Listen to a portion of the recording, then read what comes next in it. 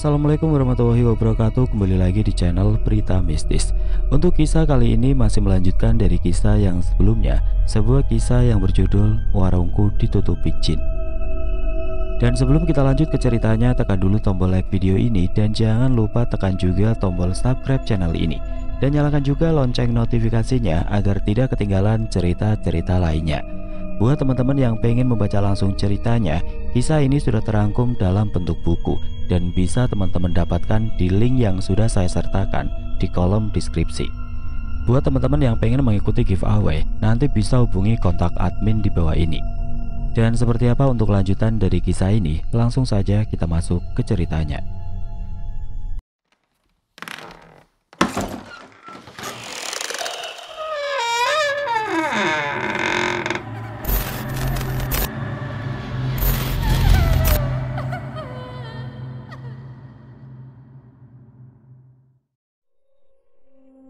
Sesampainya di masjid, kusandarkan punggung di dinding, mengenyahkan bokong di emperan masjid, tepatnya dekat tempat wudhu. Kebetulan sekali saat ini masjid sedang sepi. Memejamkan netra ini sambil memikirkan apa yang sedang aku lakukan saat ini. Kenapa sampai sejauh ini aku melangkah? Dosakah? Sudahlah, lebih baik patuhi saja ucapan. Jam di masjid sudah menunjukkan pukul 14. Aku harus segera pulang untuk bersiap-siap. Saat melangkah menuju rumah sembari kuperhatikan warung dari jalan, nampak biasa saja, tidak ada yang aneh. Lalu kenapa para pelanggan mengira warungku sudah tidak jualan lagi? Namun ekor mataku menangkap sepertinya ada sesuatu di atap esbes ketika mendongakkan kepala. Teringat jika aku tidak pernah meletakkan apapun di atas atap rumahku. Karena sangat penasaran, aku menggunakan sebuah galah sebagai alat untuk mengambilnya. Menarik-narik lumayan agak lama dan akhirnya sesuatu yang kulihat jatuh juga. Sebuah bungkusan dengan kain putih yang sudah agak kusam. Gegas meletakkan galah di tempat semula dan segera mengambil kain putih tersebut.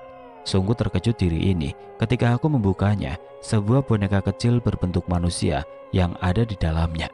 Boneka tersebut ditusuk-tusuk banyak jarum. Karena saking terkejutnya, refleks tangan ini melemparnya hingga membentur dinding warung. "Bang Andi, kenapa abang seperti ketakutan?" Sontak aku menoleh ke belakang. Mas Yogi sudah berdiri tepat di belakangku. Matanya menatap tajam pada benda yang sudah kulempar barusan. Itu benda aneh mas. Maafkan sampai saat ini aku belum bisa membayar biaya perbaikan motor ya mas. Aku janji 1 bulan lagi segera mengantarkan ke rumah Mas Yogi. Ucapku gelagapan. Mataku tidak berani menatapnya. "Ya sudah bang, gak apa-apa. Ku pegang janji abang. Aku mau balik ke bengkel dulu. Tadi pulang sebentar ke rumah, ada perlu sedikit." Setelahnya berpamitan, laki-laki yang bekerja sebagai montir itu berlalu juga dari hadapanku. Aku bernapas lega. Tanpa menghiraukan benda tadi, aku berjalan cepat masuk ke dalam rumah dan hendak menuju dapur. "Abang lama banget di masjid?" tanya Ani sambil mendekatiku. Aku menoleh ke kiri dan spontan mengalihkan pembicaraan. "Dek, udah jam 2 siang. Aku harus buru-buru. Tolong bantu kupasin bawang ya." Titaku seraya menyodorkan 1/4 kilo bawang putih kepadanya. Ia mengangguk lantas duduk di ruang makan. Gadis kecilku asik nonton film kartun Upin Ipin. "Aku tadi sempat bicara dengan Mas Yogi, dek." "Terus dijawab apa bang?" Ani langsung menghentikan mengupas bawang dan menatap manik mataku. "Gak apa-apa dek," katanya. Jawabku tanpa ragu. "Alhamdulillah," ucap Ani penuh syukur sembari mengenadahkan kedua tangannya. "Maafin abang dek." Batinku seraya duduk di samping wanita cantik yang sedang mengupas bawang sambil mengawasi putri kecil kami. "Bang, rasa-rasanya ada yang aneh. Semenjak abang pulang seakan ada yang selalu mengawasi adik," katanya sambil mengedarkan pandangan di sekitarnya. "Mungkin itu hanya perasaan adik saja. Sepertinya efek adik kepikiran sama keanehan warung kita." "Iya bang, Adel pun diajak ke depan nangis terus bang. Anak kita gak mau melihat ke arah warung. Hanya sekali melihat, lalu berpaling dan menunjuk ke arah pintu rumah. Bahkan adik coba paksa mendekati warung, maka semakin kencang pula tangisannya." Wanita berusia 24 tahun itu berbicara dengan raut wajah yang muram. Padahal aku tidak merasakan keanehan sedikit pun. Semua nampak biasa saja. Nanti setelah membuka warung, aku berencana untuk segera menabur garam dan menyiram air pemberian Mbak Prapto. "Bang, udah selesai nih," ucap istriku sambil berjalan ke dapur untuk meletakkan baskom berisi bawang putih yang sudah dikupas. Aku agak sedikit kaget karena sedang melamun. Ya udah, abang mandi dulu. Udah, adik siapin semua, tinggal dibawa ke warung. Karena mendekati waktu asar sekalian, abang wudhu terus sholat ya, kata Ani dengan menekankan kata sholat. Segera wanita berambut panjang sepinggang itu menggendong balita kami yang sudah berusia 1 tahun. Gegas diri ini menyambar handuk serta baju ganti yang sudah disiapkan istri tercinta. Mengguyur raga ini dengan segayung air sungguh menyegarkan. Lagi-lagi kepikiran tentang kain putih yang aku temukan tadi. Tidak mau berlarut-larut, cepat-cepat mandi dan segera membuka warung saja. Setelah bermain sebentar dengan Adele, kuputuskan membawa keperluan jualan ke warung. Namun sebelumnya, aku berpamitan ke masjid untuk berpura-pura sholat di sana. Selesai dari sana, aku langsung masuk ke dalam rumah, meletakkan sajadah dan peci di kamar dan melangkah menuju dapur. Nampak istri tercinta sedang memandikan anak kami di dalam kamar mandi dengan pintu terbuka, sehingga netra ini bisa melihat jelas kegiatan mereka berdua. Sudah lebih dari 5 kali aku keluar masuk rumah untuk membawa keperluan jualan. Setelah dirasa beres, aku mengambil bungkusan garam dan botol yang tadi sudah kuletakkan di meja warung. Gegas menyiram halaman depan warung dengan sebotol air serta menabur garam. Lalu membuang botol dan kresek bekasnya di keranjang sampah bawah gerobak. Mengamati keadaan sekitar, di halaman, jalan raya, sekilas netraku mengamati Bang Udin dari balik tenda warung miliknya yang sedang sibuk melayani pelanggan. Sebentar lagi pasti jalanan ramai bertepatan dengan jam pulang kerja karyawan pabrik. Ketika merapikan botol-botol yang berjajar, aku teringat kalau kecap sudah habis. Sepertinya di dapur masih ada kecap.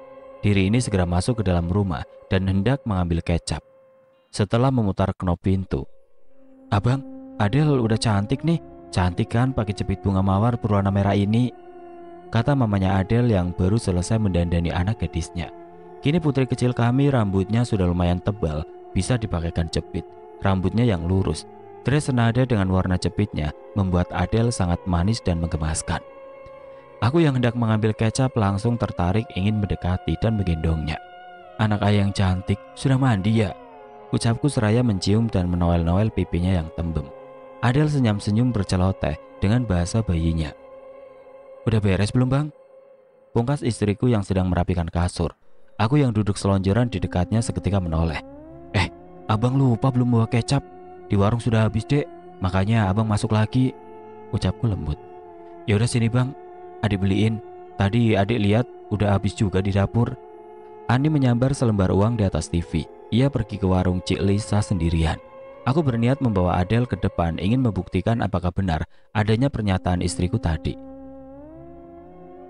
"Ya, mulai lagi knop pintunya agak macet nih," godaku kepada gadis berusia 1 tahunan yang sedang kugendong ini sambil menggoyang-goyangkan tubuh mungilnya. Adele pun hanya nyengir kuda dan menyipitkan matanya. Setelah pintu berhasil dibuka, aku segera berjalan menuju warung. Namun baru sampai di samping warung, Adele sudah menangis ketakutan. Entah apa yang ia takutkan. Sebenarnya ada apa ini?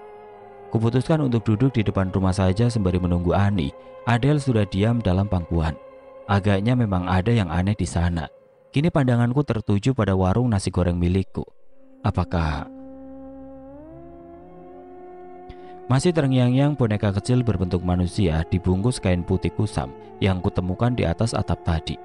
Siapa yang sengaja meletakkannya?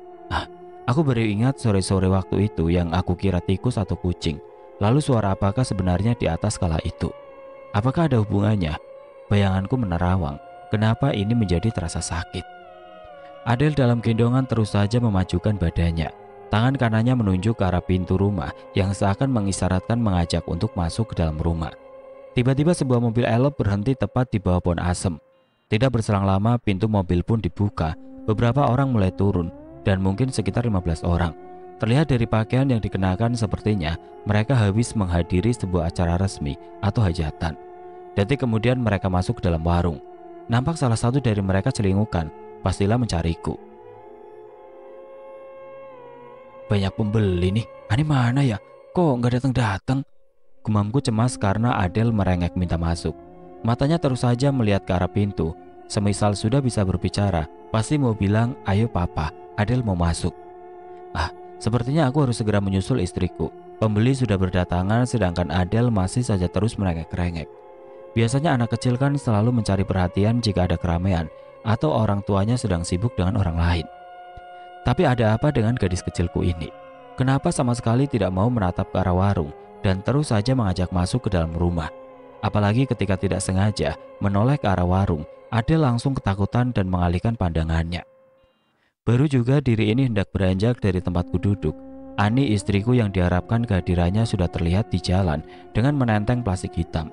Ia berjalan dengan pandangan lurus ke depan. Aku terperajat saat sebuah mobil berwarna gold melaju dengan kecepatan sedang seakan hendak menabraknya. Entah mengapa firasatku menjadi tidak enak sebab kendaraan itu dikendarai secara ugal-ugalan. Sontak aku hendak berlari menghampiri. "Ani!" teriakku spontan saat menyaksikan ia hendak tertabrak. Lantas aku pun ingin segera menyelamatkannya, akan tetapi baru saja selangkah maju, gerak kaki ini terhenti ketika seorang laki-laki pengendara motor berbaju werpak putih di belakang Ani dengan sigap turun dan segera menyambar tubuh langsingnya. Mobil yang hampir menabraknya kabur begitu saja. Lelaki yang memakai helm hitam itu berjalan mundur sambil menarik pinggang istriku, lalu kehilangan keseimbangan sehingga tubuhnya sempoyongan dan bersandar setengah berdiri di sebuah pohon mahoni di samping warung Cik Lisa. Sore ini jalan raya sangatlah ramai. Berlari diri ini untuk segera menghampiri mereka berdua. Ada rasa cemburu di sela-sela rasa bersyukurku karena Ani selamat. Terlebih kulihat mamanya Adele kehilangan tenaga karena shock hingga jatuh terkulai lemas. Lantas disambut oleh lelaki tersebut yang ternyata adalah Mas Yogi, sehingga tubuh final istriku berada dalam pangkuannya. Ani dan Mas Yogi tidak sadar kalau aku ada di dekat mereka. "Ani, kamu nggak apa-apa kan?" tanya Mas Yogi nampak cemas seraya memiringkan badannya memegang bahu wanita cantik istriku. Mereka saling bertatapan di hadapanku. Lagi-lagi rasa cemburu menyusup dalam hati saat istriku lemas dan jatuh dalam pelukan lelaki montir tersebut. Mereka terlihat saling berpandangan, tetapi tidak lama kemudian Ani memalingkan wajah. Ani istriku mencoba mengatur napas, tapi Mas Yogi sepertinya terpesona oleh kecantikan istriku. Ia nampak menikmatinya. Tidak berselang lama, laki-laki berbaju werpak putih tersentak, lalu mendadak berpaling muka ketika mendengar tangisan Adele. Mereka berdua langsung mencari-cari asal suara yang ternyata ada di hadapan. Mas Yogi nampak kaget dan merasa terpergoki. Ia jadi salah tingkah, bahkan terlihat jelas pipinya memerah. Mamanya Adele berusaha berdiri, tapi kesulitan sehingga harus dibantu. Akhirnya aku tarik pelan tubuh Ani yang masih dalam pangkuan tetanggaku itu. Kemudian memapahnya sambil menggendong Adele. "Adele, aku gendong aja bang," kata Mas Yogi menawarkan bantuan. Karena memang agak repot kuberikan Adele padanya. Kami berjalan berbarengan dan pembeli sudah tidak sabar ingin segera dilayani ketika aku baru sampai di warung. Mbak Erlin langsung menghambur lalu bergantian memapa istriku. Aku pun langsung melayani pembeli. Setidaknya Ani dan Adele ada yang menangani di rumah. Bang, aku pulang dulu ya. Tadi kebetulan waktu kejadian, aku habis menyeberang dari rumah sakit. Aku habis pulang kerja bang." Aku yang sedang menggoreng nasi seketika menatap Mas Yogi. Bila diingat aku malu padanya karena aku masih mempunyai hutang. Ditambah rasa cemburu membara dalam hati. "Iya mas, terima kasih sekali. Kalau tidak ada mas mungkin Ani belum tentu selamat," ucapku sembari tangan tetap fokus menggoreng nasi. "Iya bang, sama-sama. Ya sudah, aku pulang dulu ya." Ia melambaikan tangan. "Di sini warungnya enak ya. Entah kenapa tadi kayak ada yang menarikku. Refleks kakiku menginjak pedal rem dan berhenti gitu aja. Tepat di sini. Lalu melihat warung nasi goreng ini kok membuat hatiku senang dan ingin mampir." Celetuk dari salah satu rombongan mobil yang tidak lain adalah sang sopir. Karena aku fokus dengan pesanan mereka, alhasil aku nggak begitu jelas mendengar obrolan mereka. Mereka pesan 15 porsi nasi goreng dan 50 porsi lagi minta dibungkus. Sungguh aku sangat senang walaupun capek, tidak mengapa. Yang penting jualanku habis. Aku berniat setelah menutup warung langsung mau tidur. Setelah rombongan tadi selesai makan, sang sopir berbicara padaku. "Nasi gorengnya enak banget bang. Nanti akan saya rekomendasikan kepada teman dan kerabat saya. Gak bakalan nyesel makan di sini karena memang enak banget." Aku mengangguk-ngangguk dan menyunggingkan senyum. Setelah membayar dan membawa 50 bungkus nasi goreng, mereka segera naik ke mobil. Mobil elep berwarna hitam di hadapanku melaju dengan kecepatan sedang. Setelah aku mengecek lagi, ternyata nasi hanya tinggal sedikit sekali. Seporsi pun tidak ada. Akhirnya aku putuskan untuk segera menutup warung lebih cepat. Jam di dinding menunjukkan tepat pukul 6 sore. Aku segera mengunci warung, namun sekilas ada bayangan hitam melintas dan menghilang di pohon asem. Mungkin halusinasiku saja. Aku tidak menghiraukan karena aku sangat lelah hari ini. Bahkan di seberang jalan Bang Udin menatapku tajam dengan berkacak pinggang. Gegas diri ini masuk ke dalam rumah dan menuju kamar tanpa berganti pakaian terlebih dahulu. Ani baru saja selesai membaca Al-Quran. Adel duduk tenang di pangkuannya. "Udah sholat maghrib belum bang? Sholat dulu sana bang," kata Ani dengan nada lembut. Melepas mukena menggendong Adel dan mendekatiku yang sedang berbaring di kasur. "Nanti aja abang sholatnya dek, abang ngantuk banget, capek nih." Mataku sudah sangat berat. Samar-samar ku dengar Ani memanggil sambil menggoyang-goyangkan tubuhku. Entah karena apa, aku sudah tidak tahan lagi. Hari ini aku bangun kesiangan. Buru-buru melangkah ke kamar mandi bergegas bersiap-siap ke pasar. Sepulang dari pasar ku dapati istriku Ani sedang duduk di ruang makan sambil melamun. Sikutnya menempel di meja dan menyangga dagu. Raut wajahnya nampak muram.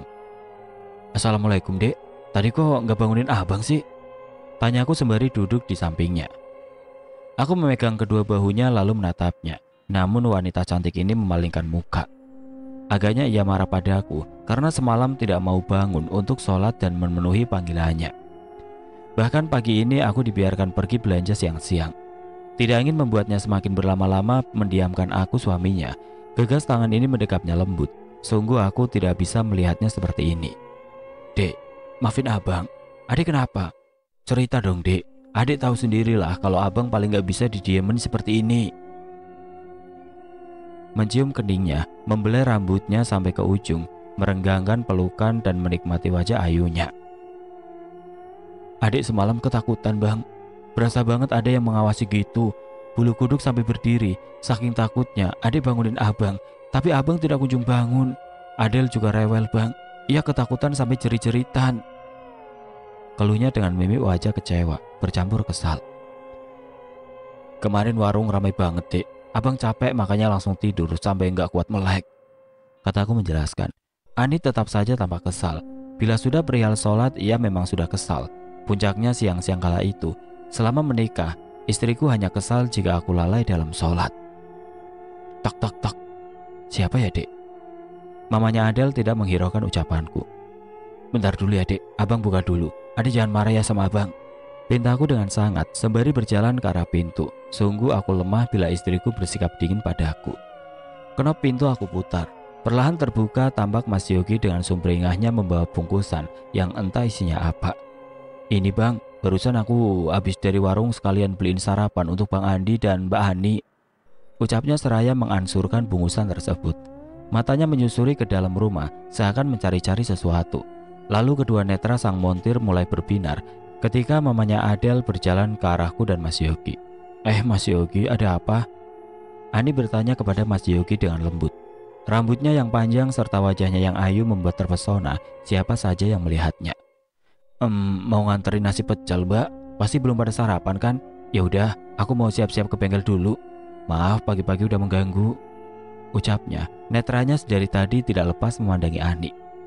Sepeninggal lelaki montir tadi, tiba-tiba Kak Mira menyelonong masuk. Pintu belum sempat kututup. Tampak saudara perempuan Ani sangat ceria. Seperti biasa berpakaian wah dengan sepatu hak tinggi. Ia langsung mendekati Ani yang masih berdiri tanpa menyapaku terlebih dahulu. "Ani, ayo ikut kakak sekarang. Ajak Adel. Seharian kita refreshing. Andika nanti jualan. Sengaja nggak kakak ajak. Kakak tunggu di mobil ya. Ada Rara dan ibu juga." Kak Mira langsung keluar tanpa menunggu jawaban dari Ani. Ani hanya diam mematung. Ia sama sekali tidak melihat ke arahku. Nampaknya ia memang sudah benar-benar kecewa pada aku.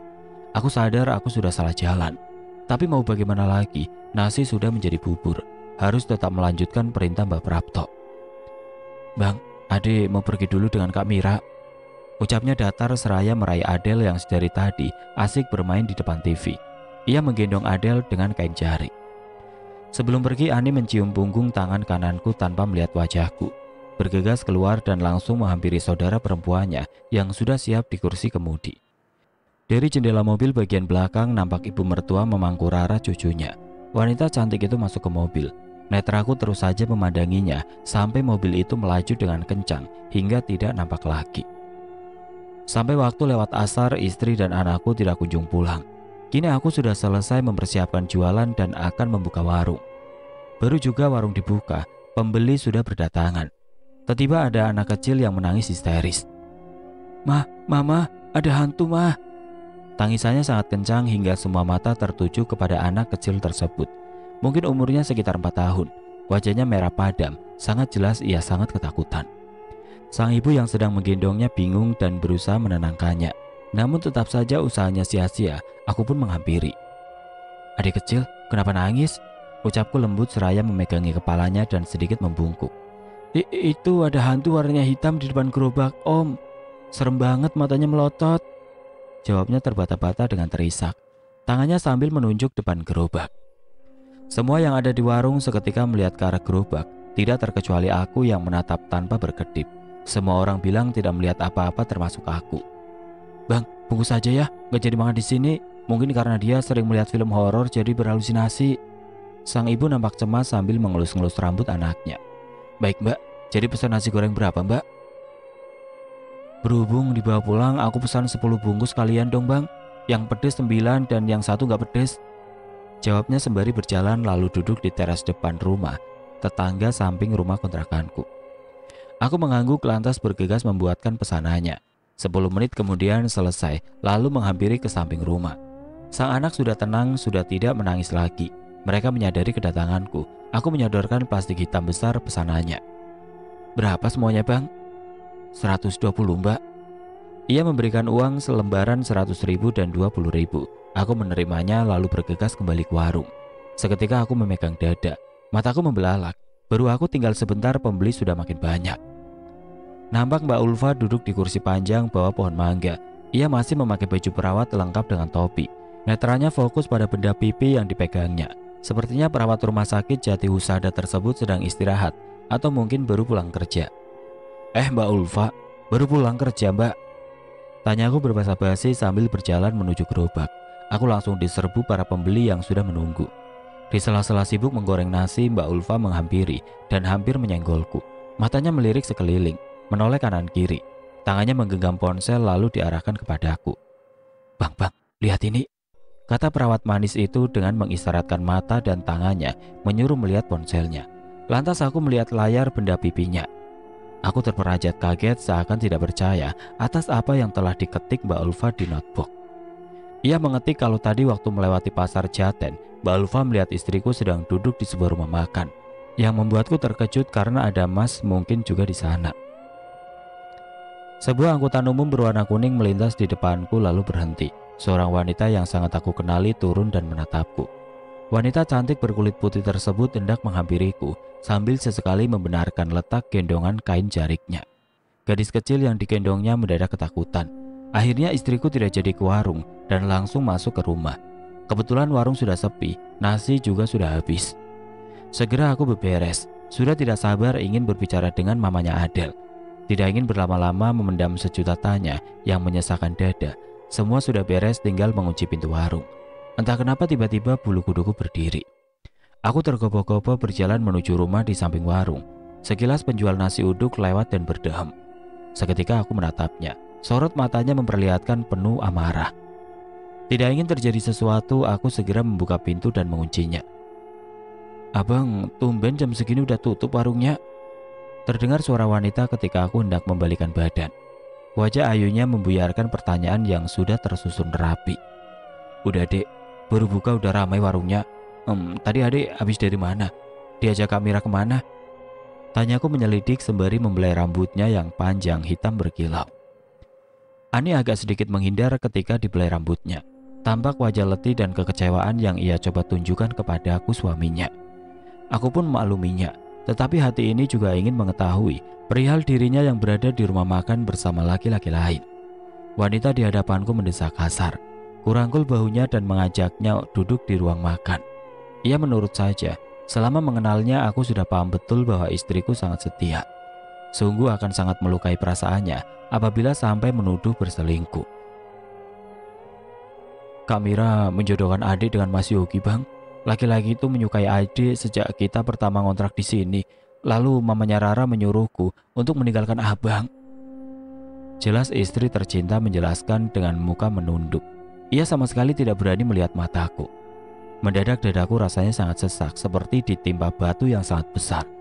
Refleks tangan ini memegang dada, mengembuskan nafas kasar, kembali menatap wajah cantiknya, mengangkat dagunya dengan tangan kanan.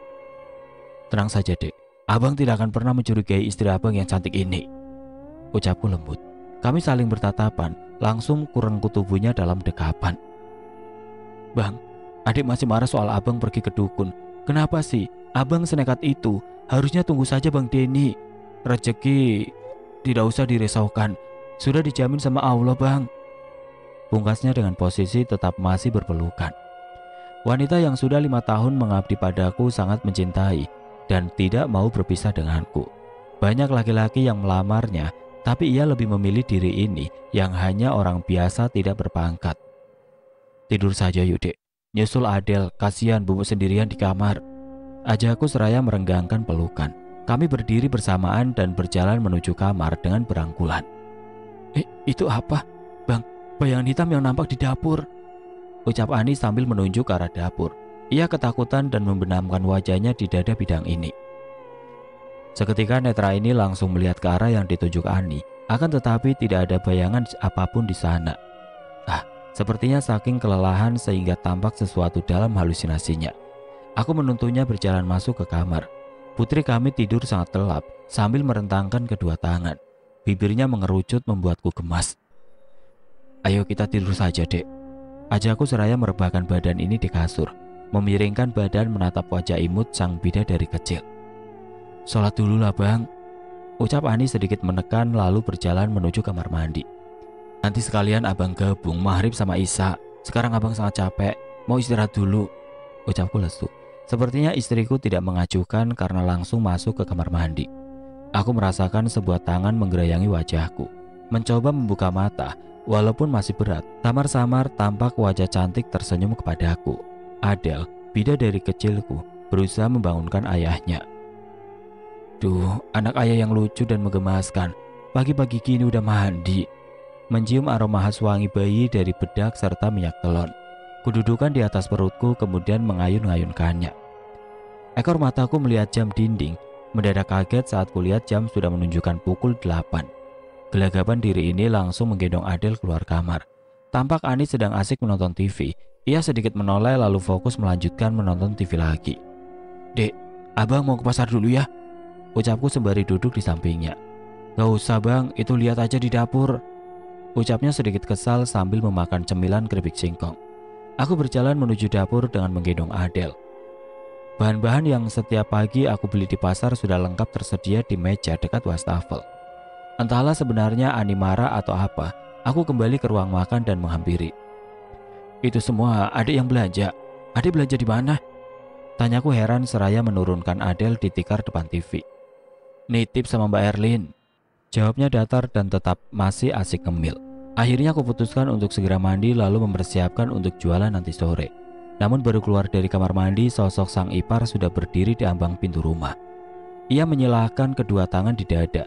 Setelah masuk seperti biasanya, Kamira selalu mengangkat gaun mewahnya agar tidak sampai menyentuh lantai. Untung saja kamu sudah selesai mandi. Aku kesini mau mengingatkan soal pembayaran kepada montir yang bernama Yogi. Ya kak, Andi sudah bilang nanti Andi yang akan membayarnya. Sedikit lagi terkumpul 10 juta. Tiba-tiba ingat jika Kak Mira menyuruh istriku untuk meninggalkanku. Sini, pinjam uangnya 500.000 saja, pintanya dengan ketus dan agak memaksa. Ia mengulurkan tangan kirinya. Aku terdiam sejenak dan berpikir, kalau tidak dipinjami takutnya nanti saudara perempuan Ani marah. Ya sudah, dipinjami saja, lagian sekarang warungku sudah ramai lagi. Andi ke kamar dulu mau ngambil uang ya kak, ucapku seraya berjalan masuk ke kamar, mengambil dompet di lemari dan merogoh 5 lembar 100 ribuan. Adel dan mamanya kemana ya? Batinku tergopoh-gopoh menghampiri wanita bergaya wah tersebut karena ia sudah berteriak memanggilku. Andi, cepetan dong, Gerah tahu di sini. Tangan kanannya mengibas-ngibas di dekat leher dan tangan kiri masih mengangkat gaun mewahnya. Setelah Kak Mira menerima uangnya, ia bergegas keluar. Aku pun mengekorinya, sekalian ingin mencari kedua bidadari cantikku. Sampai di halaman, tampak mobil Kak Mira dalam keadaan mesin masih menyala. Ceroboh sekali. Aku membuang nafas kasar. Untung saja lingkungan di sini aman, sehingga tidak terjadi sesuatu hal buruk. Aku pergi, bye, ucap wanita itu sembari masuk ke mobil. Ia melajukan mobilnya dengan kecepatan tinggi dan berlalu dari pandanganku. Mendadak tenggorokan terasa tercekat. Penglihatan menjadi buram saat kulihat sosok Ayu itu berjalan bersisihan dengan laki-laki berpakaian wearpack putih. Dari mana mereka berdua pagi-pagi begini? Samar-samar kulihat di belakang mereka berdua ada istrinya Mas Bagas sedang menggendong bidadari kecilku. Aku hampir saja mencurigai wanita cantik itu. Mereka menghampiriku yang sedang duduk di teras rumah. Manik mata Mas Yogi sedetik pun tidak lepas dari wajah Ani istriku. Saat aku berdehem barulah ia memalingkan pandangannya dan berpura-pura mengucek-ngucek matanya yang sepertinya tidak gatal. Dari gelakatnya memang jelas terlihat ia sangat menyukai Ani. Sebelumnya ia masih bisa menyembunyikan perasaannya, tapi tidak untuk hari ini. Ani duduk di sampingku, lalu mengapit jemariku. Aku pun membalasnya dengan membelai rambutnya yang panjang. "Adik dari mana saja sih? Abang nyari-nyari dari tadi tahu. Oh ya, barusan mamanya Rara habis dari sini." "Saya mau berangkat kerja dulu ya. Maaf Bang Andi, kebetulan tadi kita satu arah habis dari warung. Baru tahu kalau Mbak Ani pernah kesurupan.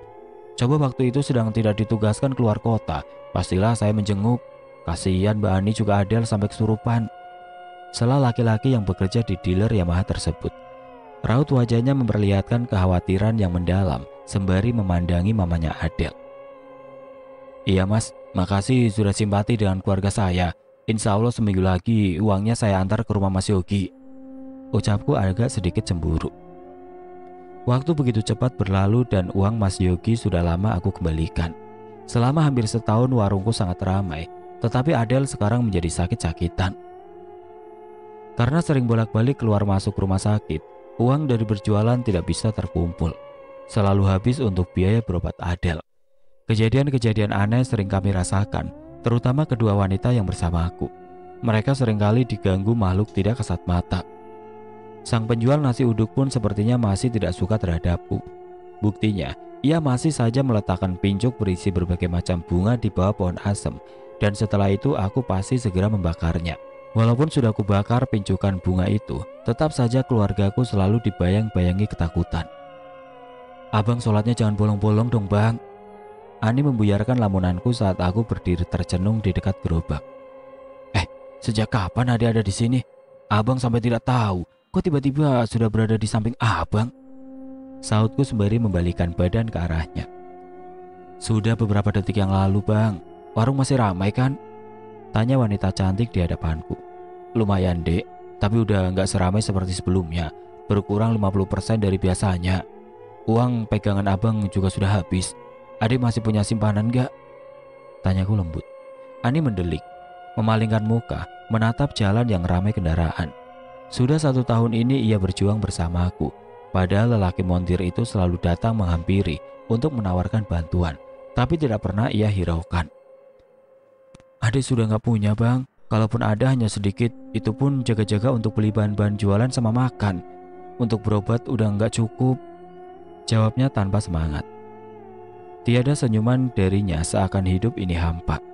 Tiada warna seindah pelangi dalam keluargaku. Anak sematawayang kami semenjak sakit-sakitan hanya terbaring lemah di kasur.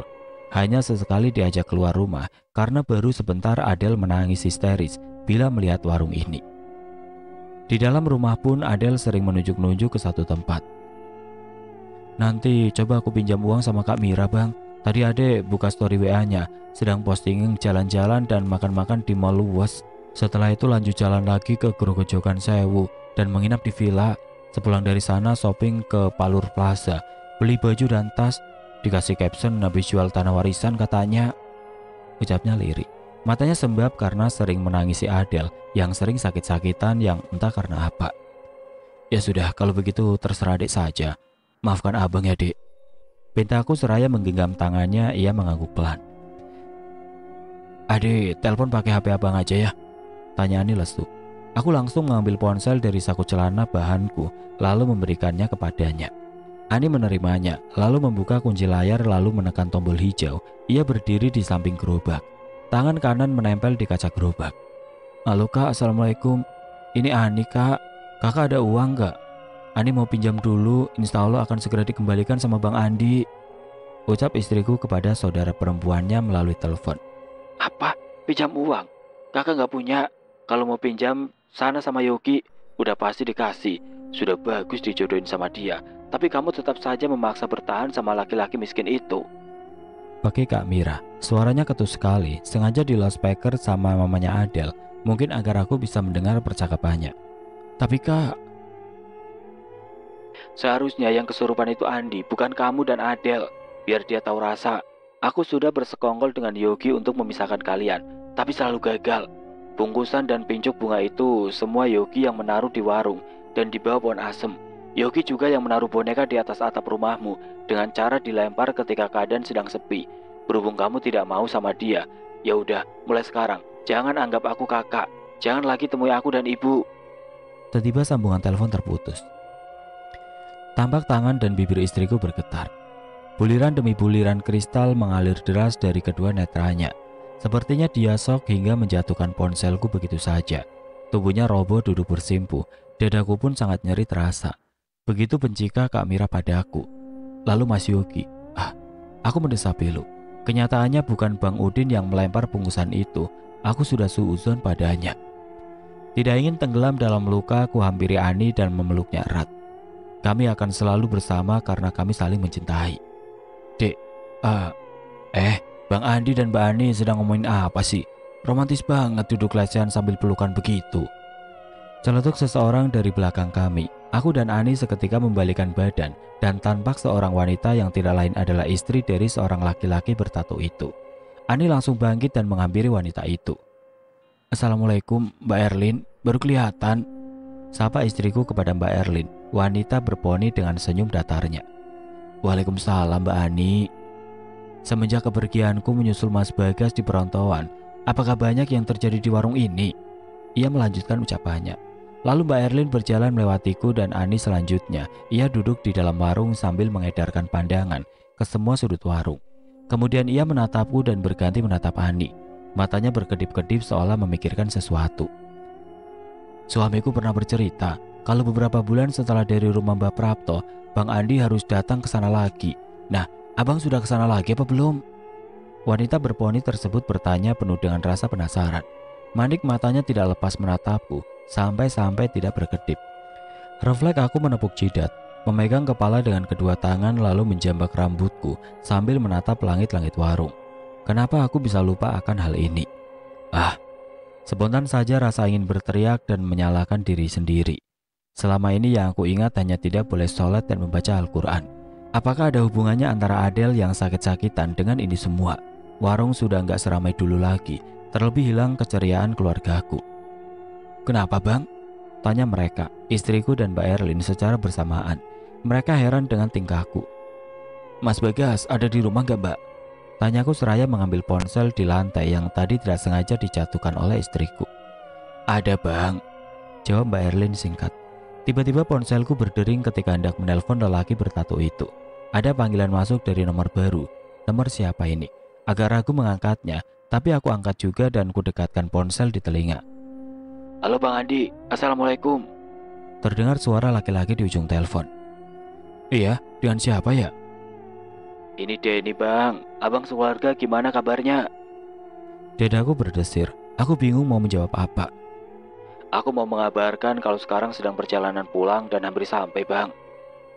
Entah aku harus bagaimana dan seperti apa responnya jika sudah mengetahui keadaan keluarga serta warungku saat ini. Setelah lelaki pesilat tersebut mengucapkan salam dan mematikan telepon, kembali kumasukkan benda pipi ini ke dalam saku celana bahan. Mengurungkan niat untuk menelpon Mas Bagas. Melirik dua wanita di depanku yang sedang menatapku. Jam dinding di dalam kamar sudah menunjukkan pukul 9. Aku bangkit dari tidur hendak ke dapur. Dua bidadariku sudah terlelap. Refleks tangan memegang tenggorokan yang terasa sangat kering. Saat baru beberapa langkah berjalan keluar kamar, tiba-tiba sekelebat bayangan hitam melewat di depanku.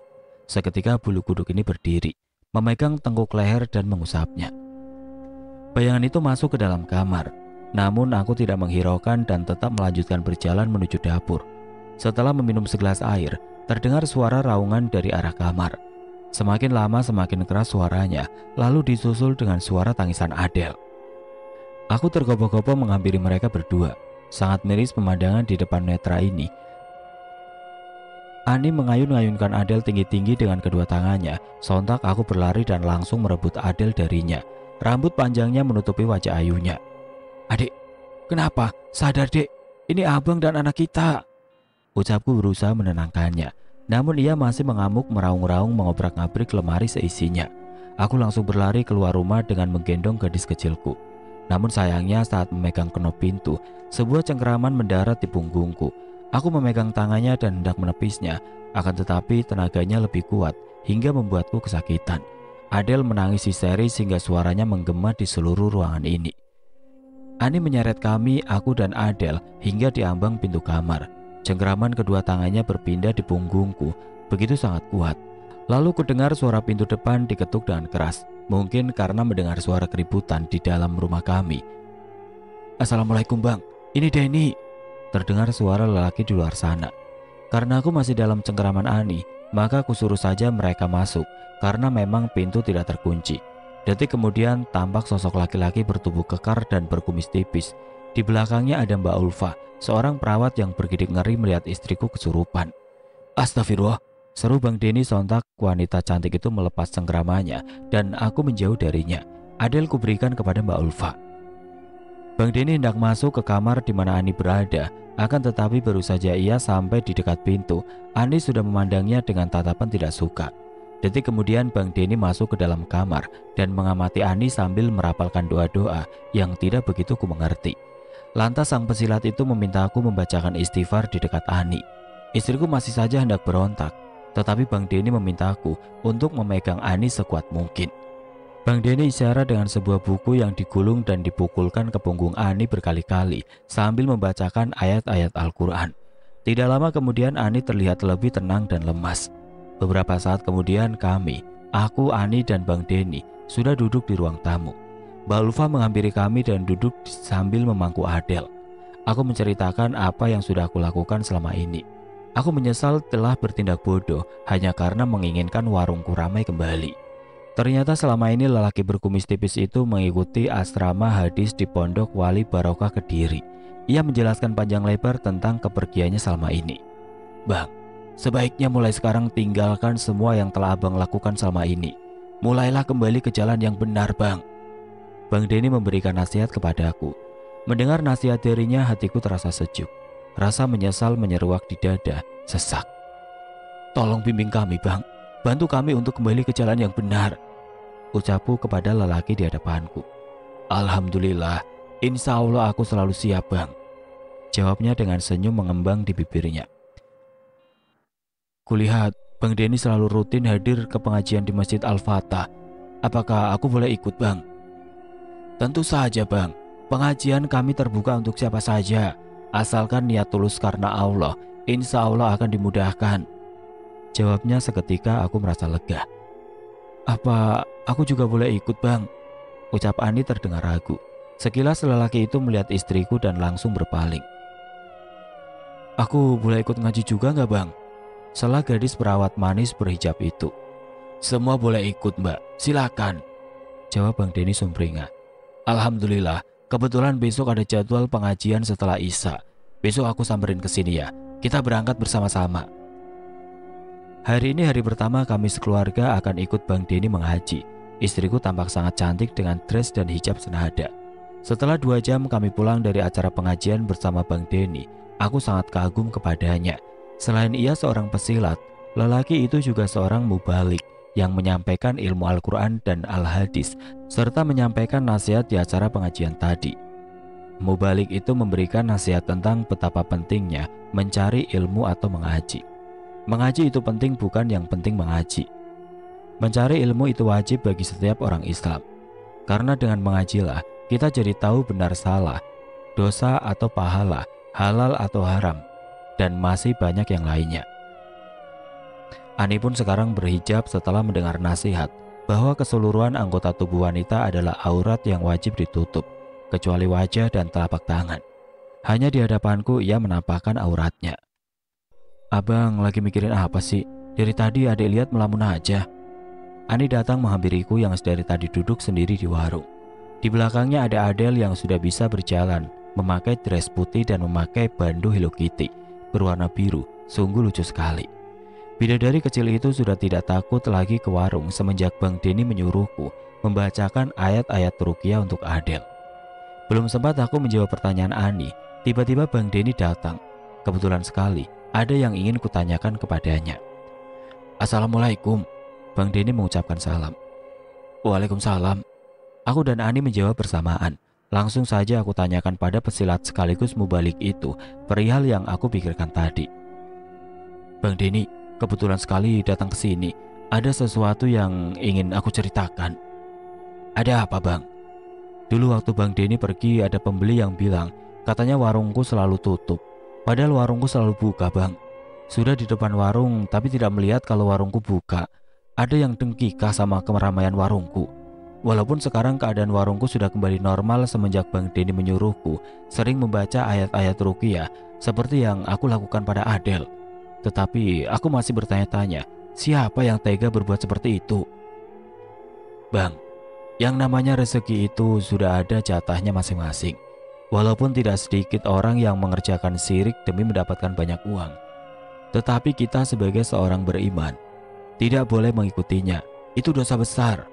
Kemudian, tentang orang yang bilang katanya warung selalu ditutup itu, biarkan saja. Abang tidak perlu tahu tentang siapa pelakunya. Pasrahkan saja kepada Allah, Bang. Jika abang tahu siapa yang berbuat, nanti takutnya menjadikan tidak rukun. Dan itu juga termasuk tujuan setan, supaya manusia saling bermusuh-musuhan. Yang penting kita banyak doa saja dan pasrahkan urusan rezeki kepada Yang Maha Kuasa. Jawaban dari Bang Denny membuat hatiku menjadi lebih tenang. Alhamdulillah, semenjak aku dan Ani ikut mengaji dengan Bang Denny, keluargaku merasa lebih tenang dan bahagia. Kami tidak pusing memikirkan rezeki yang itu murni urusan Allah. Tugasku hanya berusaha dan berdoa. Tidak lupa setiap pagi dan sore aku mengamalkan doa perlindungan serta membaca surat Al-Ikhlas, An-Nas, dan Al-Falaq. Jangan mengotori hati dengan rasa iri pada rezeki orang lain. Setiap manusia sudah ada takaran rezekinya masing-masing. Bahkan seekor ulat yang hidup di dasar laut pun Allah tidak pernah melupakan rezekinya.